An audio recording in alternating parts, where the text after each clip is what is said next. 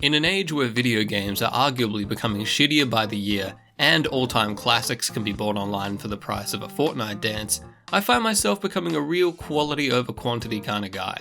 There's a lot to be said for 100-hour-long JRPGs and giant open world games, but sometimes you just want to play a great game without it taking over your whole life.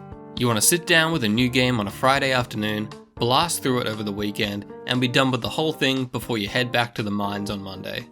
So, for all you attention deficit Ritalin heads out there, here's 8 top quality games that you can beat in a weekend.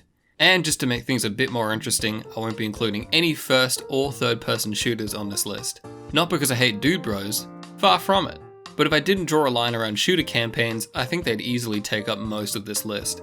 But enough silly buggers from me, let's buckle up and get into it. Now don't get me wrong, I don't think furries should be allowed to vote or drive a car. But when it comes to video games, I can handle a cast of talking animals.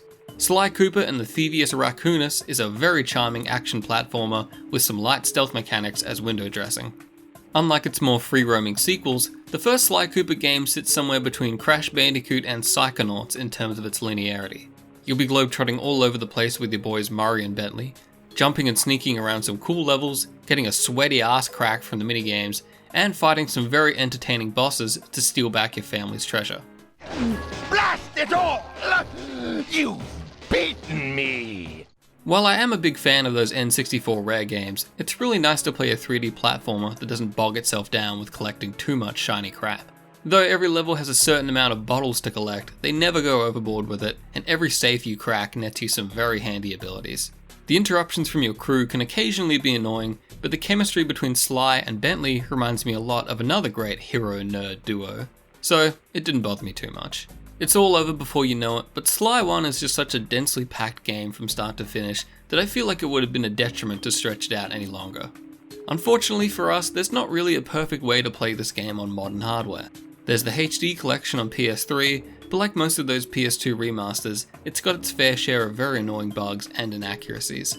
You could always play it through PCSX2, but then you've got to deal with glitched out cell shading and the horrible motion blur of the PS2 release.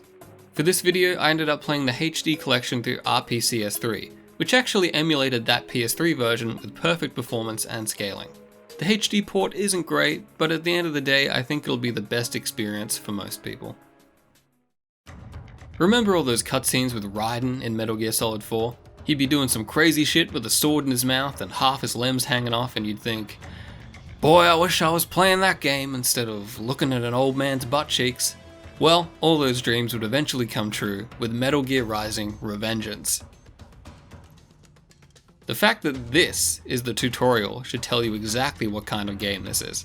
It's balls to the wall, cyborg ninja action with all the familiar charms of the Metal Gear setting. It's got a tightly paced story, an awesome blade system, a very likable cast of characters, and one of the most charismatic villains in all of gaming.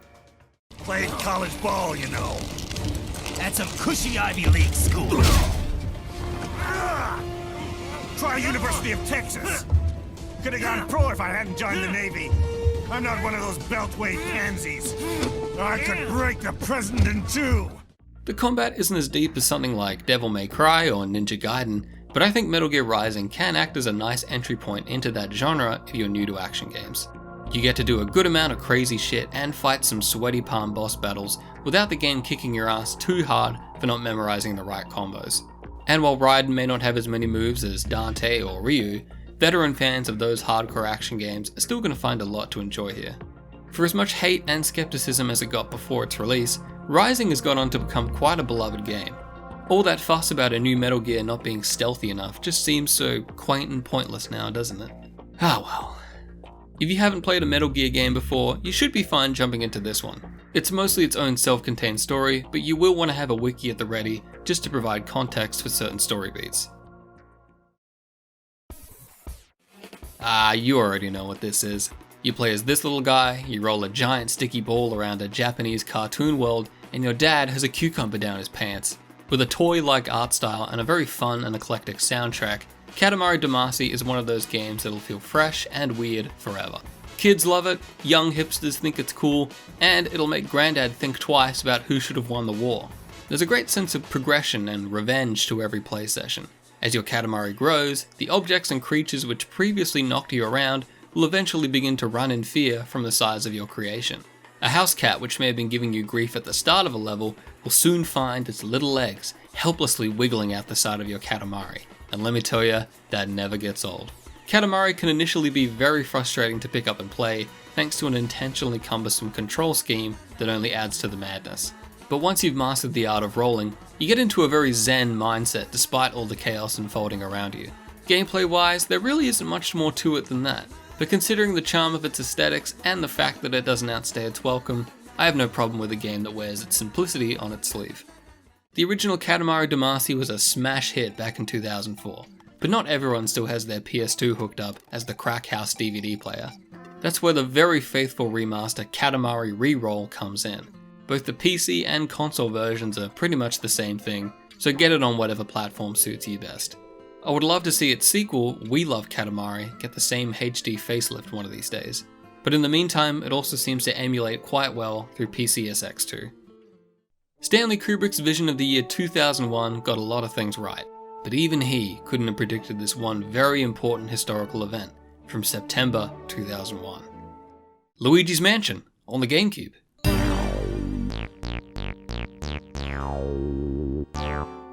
While the 3DS and Switch sequels are fun games in their own right, I think Nintendo already knocked it out of the park with the GameCube original. It's a very enjoyable little action puzzle romp, and unlike the other games in the series, there's an actual atmosphere of creepiness and light-hearted horror to the whole thing. I definitely wouldn't call it survival horror, but there is a very strong Resident Evil influence around every corner of Luigi's Mansion, right down to the fixed camera angles, spooky door animations, and the layout of the mansion itself. It actually feels like a real place that people could be living in, and every room has a story to tell about what kind of person these ghosts once were. I love Luigi's Game Boy horror, the design of all the individual ghosts, and that early to mid 2000s graphical style which placed a lot of emphasis on darkness and very artistic lighting. It's not perfect, and sometimes it feels more like a GameCube tech demo than a fully fledged game, but even after 20 years later, Luigi's Mansion still had me glued to the TV for its 5-hour playtime. And who doesn't love sound bites like these? Mario! Ow! Oh, wow, wow, wow, wow, wow, wow, wow, wow, wow. Oh yeah! Luigi's Mansion emulates fairly well on Dolphin, and there's also a 3DS remake which updates the graphics a bit while keeping most of the original style intact. But if you're more of a hardware purist, remember that the Wii is very easily soft-modded and has perfect backwards compatibility with the entire GameCube library. Like a lot of pre-Ocarina of Time 3D action games, MediEvil for the PS1 has some pretty wonky combat. It's not horrible or unplayable, it's just a bit goofy. You flail your sword around like a nutcase or bonk bad guys on the head with a hammer, and that's about it. Why am I bringing this up at the start of my recommendation? Well, I really just don't have much else to complain about. MediEvil is a game that absolutely rocks in every other department. The voice acting and sound effects are hilarious, the Tim Burton meets Monty Python atmosphere is endearing and unique, it's got tight pacing, great jokes, and the whole thing is memorable from start to finish. I won't spoil everything, but a couple of my favourite moments include shrinking down to the size of an ant to rescue some Cockney fairies. Rescue my people, Mr. Fortescue, and you will be richly rewarded. Being chased around by a village of possessed peasants, and fighting a gang of pirate ghosts on their flying ship. Like most PS1 games these days, you can play MediEvil through an emulator like Beetle or PCSX and have a very smooth and authentic experience. If PC emulation isn't your thing, you can always buy it for the PS3 and Vita through the PlayStation Store, or play it on original hardware with some occasional slowdown here and there. There is a remake on PS4, which I haven't gotten to yet, but given that they kept the original voice acting, and it pissed off game critics for refusing to dumb down its difficulty, I've got to imagine it's a pretty decent way to play the game. You won't exactly have a fun weekend playing this one, but sometimes video games aren't supposed to be fun. Silent Hill 2 is the most grim and atmospheric game you'll ever play. Exploring psychological themes and traumas which are too serious for the stupid tone of this video, Silent Hill 2 feels like a genuinely mature game in a medium which still leans on shock value to create an adult experience. Surprisingly, it's not actually that scary and the combat is straight up foolish, but damn, there still just isn't any game that can immerse me like this one does. A large part of that is thanks to its brilliant industrial soundtrack, claustrophobic interiors, and the bizarre, intentionally awkward script that gives the game a very surreal and uncomfortable vibe even in its calmest moments. With multiple hidden endings and metaphors in the most unlikely of places, Silent Hill 2 is a game which people still scour over in obsessive detail. Although it came out 2 years after the PS1 original, you can jump straight into Silent Hill 2 without any real knowledge of the series. The story of the first game would eventually be expanded upon with Silent Hill 3, but 2 is pretty much its own self-contained thing. Hands down, the best way to play this game on modern hardware is the community-made Enhanced Edition for PC. Since the original Windows version can't be bought from any kind of online retailer, you're gonna have to be a bit cheeky to find a copy of this to install the Enhanced Edition. The last update for the Enhanced Edition includes some redrawn item icons and full-screen images, some of which look horribly out of place. I really wish they hadn't have done this, but you can play with the original artwork by skipping the installation of the Image Enhancement Pack. If you'd like to play Silent Hill 2 at 20 frames a second with dogshit voice acting, missing graphical effects, horrible glitches, and half the font changed to Comic Sans, check out the HD edition for PS3 and 360. Just kidding. お前の仕業ととだか These days, retro indie games are as common as estrogen in your tap water or human feces on my street. And the success of those games is all thanks to one freeware title from way back in 2004. Created by a single Japanese software developer over the course of 5 years, Cave Story is a monster of a game that not only sits among the best indie games ever made, but also the Nintendo classics that inspired it. You'll laugh, you'll cry, you'll cyberbully fans of Undertale. There's been a million indie games like it, but none of them can put a dent in just how enjoyable Cave Story still is. Thanks to its many power-ups and world structure, Cave Story often gets lumped in with that whole Metroidvania genre. And while the game definitely has sprinkles of Metroid all over the place, realistically it feels more like a Mega Man game with light backtracking and a hub world.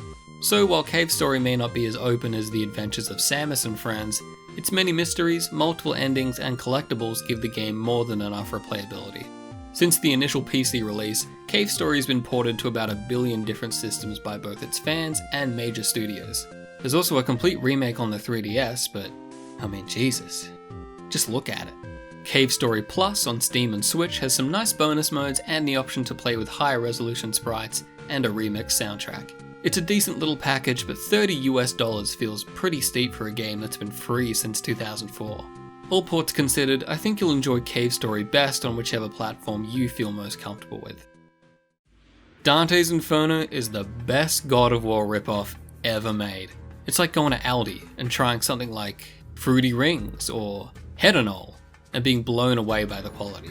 Very loosely based on Dante Alighieri's Divine Comedy, Dante's Inferno is about as faithful to its source material as Edward Penis Hands. But just like God of War with the theme of Greek mythology, Dante's Inferno condenses all the gnarliest parts of the comedy into a 6-hour roller coaster where you fight unbaptized babies and get to condemn the soul of Pontius Pilate about 20 minutes in. It was a pretty ugly game even in its day, but the awesome atmosphere and art direction makes every circle of hell stand out in its own grisly way. And for as shamelessly derivative as most of its gameplay is, Dante's Inferno does have a few cool ideas of its own. Enemies can be executed for holy or unholy experience points by either absolving them of their sins or damning their soul for all eternity. Occasionally you'll have to decide the fate of a real historical figure too, with either action giving you massive points towards Dante's next ability. I really miss AA games like these from that generation of consoles. It was a time when companies were much more willing to take a gamble with new single-player IPs, and we got some really strong standalone titles out of it. But despite selling pretty decently and being warmly remembered by those who played it, Dante's Inferno really just doesn't get the love I think it deserves. It's, dare I say, a hidden gem. Hey guys, Metal Jesus here! Xbox backwards compatibility is definitely the easiest way to play it on modern hardware, but man, 720p blown up for a 4K screen can be pretty rough. So if you have a decent CPU, high-res emulation through RPCS3 is an imperfect but rock-solid way to play the game too. And would you look at that, we've come to the end of the list. There's a whole world of great games out there that could have made it into this video, but these are just a select few that have been on my mind for a while. These are all awesome games that are definitely worthy of your time, so hopefully one of them has piqued your interest. And as always, I want to say thanks to my mum and the boys for making it all the way to the end of the video. Thanks again, and I'll see you when I see you. Hey guys, Metal Jesus here!